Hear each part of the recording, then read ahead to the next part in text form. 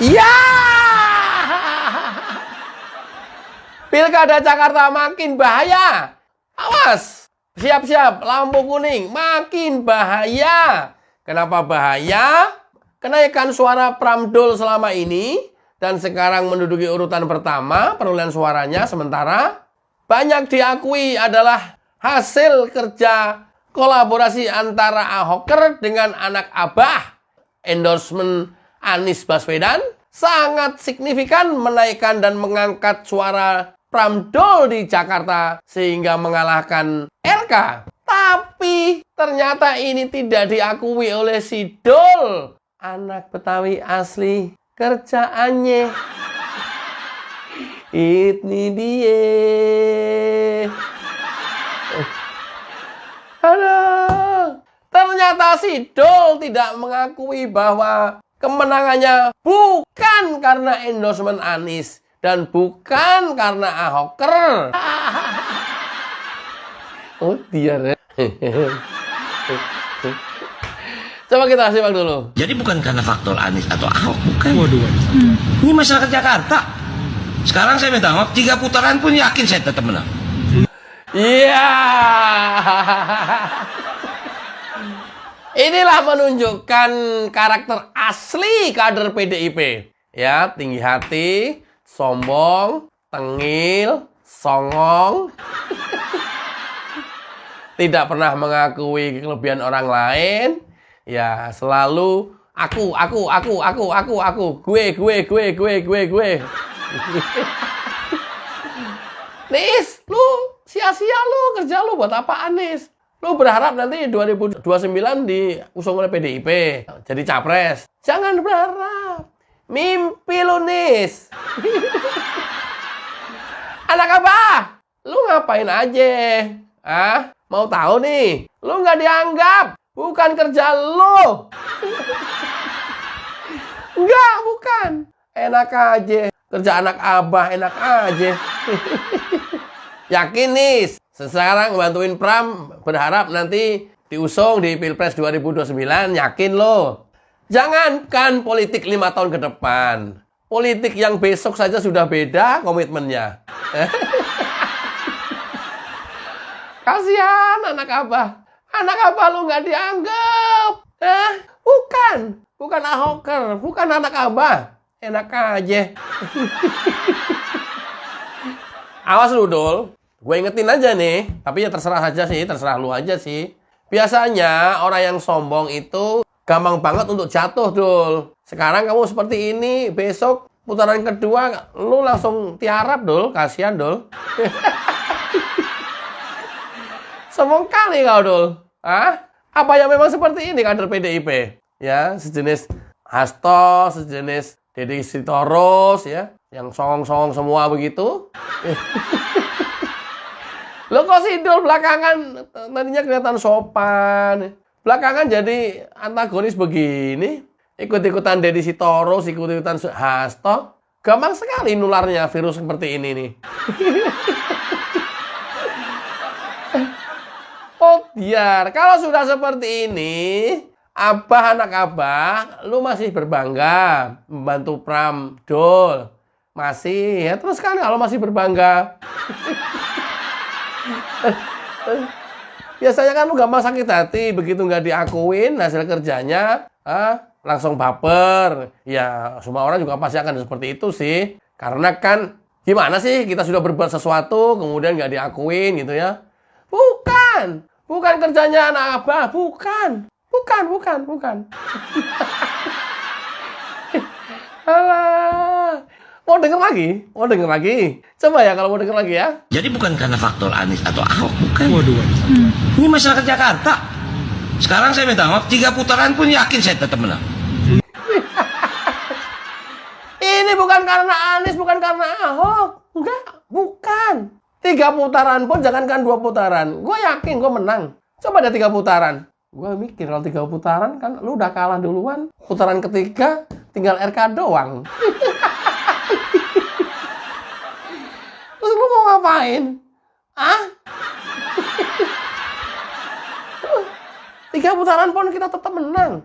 Jangankan 2 putaran. 3 putaran pun kita tetap menang. Ya udah, namanya juga orang lagi lose control, euforia, ya sekate-kate lah nggak apa-apa lah. Tapi tidak bagi Hasto Kristianto yang tiap hari mewek terus, mikirin Jakarta gimana kalau sampai 2 putaran. Dia berusaha dengan berbagai macam framing supaya 1 putaran. Ya tapi kan nggak bisa begitu toh. Suara rakyat udah diberikan, ya udah tinggal kita tunggu aja. Hasilnya 1 putaran ya alhamdulillah rezeki lo. 2 putaran ya udah kita jalanin aja. Nggak usah juga kemudian menjelek-jelekan yang lain, menuduh yang lain bahwa 2 putaran diciptakan. Ciptakan dulu bodong.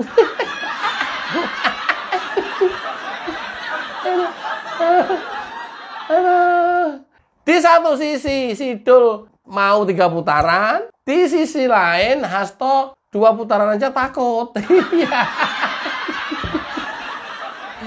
Ini gimana ini PDIP nggak sinkron nih? Semua ngomong di depan kamera nggak ada sinkron, gimana nih? Kacau balau nih. Sama kayak Pilpres kemarin. Oh, si A ngomong apa, si B ngomong apa. Kemudian antara si A, si B pernyataannya saling bertolak belakang. Loh, kok nggak sejalan sih? Kan sama ini begitu. Calon Dul ngomong apa, dia yakin 3 putaran. 3 putaran pun dia menang. Sementara Hasto kelihatan ketakutan banget kalau sampai 2 putaran. Karena udah pasti kalah. Udah sampai 2 putaran. Coba kita simak Hasto. Untuk itu seluruh relawan, simpatisan, anggota dan kader partai agar waspada karena ada pihak-pihak tertentu yang mencoba memaksakan di Jakarta agar 2 putaran. Inilah namanya delik hukum. Dan cara mereka membuat framing-framing supaya terbentuk opini. Ini udah cara-cara lama, udah dari jadul dulu seperti ini terus. Hari ini udah berubah. Karena kalau dulu kan kita didominasi oleh media TV. Orang lain, rakyat tidak mampu ngapa-ngapain terkecuali hanya melihat dan menikmati. Kemudian tinggal percaya aja apa yang dibuat framingnya mereka. Hari ini sudah nggak lagi. Hari ini rakyat siapapun sudah bicara di depan kamera. Dan sudah bisa disiarkan kemana-mana. Ya, lu mau framing apapun nggak akan mempan. Malah jadi bahan ketawaan. Malah makin hari, makin orang nggak simpatik ke lu. Gue kasih tahu nih ya. Makin hari, makin muak ke lu. Ya, makin hari, makin enek. Lama-lama nggak mau pilih loh. So, coba kalau diminta untuk membuktikan ada sekelompok orang tertentu yang berusaha untuk Pilkada Jakarta supaya 2 putaran. Coba kalau suruh membuktikan, ini kan asbun sebenarnya. Itu yang saya sebut framing untuk membentuk opini. Ya, sehingga seolah-olah memang ada orang yang menciptakan ini. Nggak ada. Setan kali yang menciptakan ini. Mana ada. Tuyul mungkin. Nggak ada. Saya jamin nggak ada. Menciptakan 2 putaran, menciptakan 2 putaran. Udah sekarang coblosan. Udah kita tinggal nunggu. Mereka berjenjang. Ya udah tunggu aja. Siapa yang menciptakan menjadi 2 putaran atau 1 putaran? Ya lu kalau bisa, kalau ada orang lain menciptakan 2 putaran, lu kalau bisa, lu ciptakan dong 1 putaran sekaligus kamu menang. Bisa nggak? Toh. Alas, toh. Tiap hari kok yang dibangun framing-framing. Toh, ini mau jadi apa toh? Semua kader partai, simpatisan agar waspada karena Pilkada Jakarta ada yang sedang menciptakan 2 putaran. Gundulmu. Enggak, gue mikir aja nggak nyampe gitu. Gimana caranya gitu. Aduh. Bukan kok, apa ya, tega-teganya ngomong begitu. Tega-teganya membuat framing seperti itu.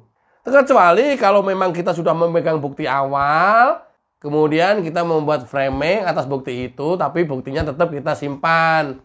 Terkecuali, kan ini kan satu pun nggak ada. Hanya asbun doang. Keluar omongan dari mulut mereka, kayak nggak ada kontrol dari otaknya gitu. Ya asal asbun aja. Kayak mencurigai Jokowi akan merebut PDIP, Jokowi akan merebut Golkar. Loh, kok semua mau direbut? Gimana caranya coba? Faktanya kan sama sekali nggak ada sampai sekarang. Hasto mau ditarget, mau masuk penjara menjadi tersangka. Loh, mana? Faktanya kan nggak ada. Kalau ada, ya alhamdulillah.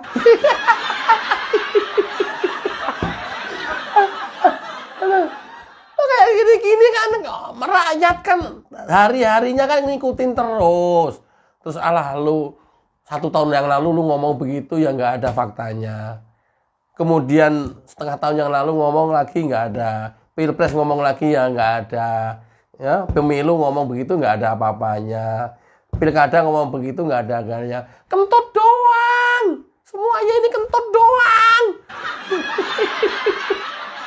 Sama sekali nggak ada. Apa yang diomongin Hasto itu nggak ada faktanya satupun. Nggak ada. Allah. Oke ya, tanggal 16 Desember kita tunggu hasil rekapitulasi berjenjang KPU. Itu menjadi pengumuman pemenang Pilkada Jakarta. Mau 1 putaran atau mau 2 putaran, kita tunggu saja. Tapi Sidul sudah siap, jangankan 2 putaran. 3 putaran juga udah siap.